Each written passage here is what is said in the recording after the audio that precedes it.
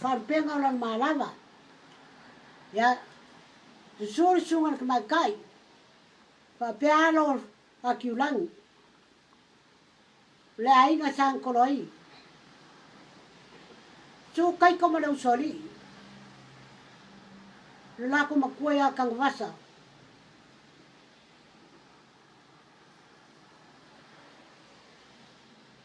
So ngafa. Ya pa kange masongai.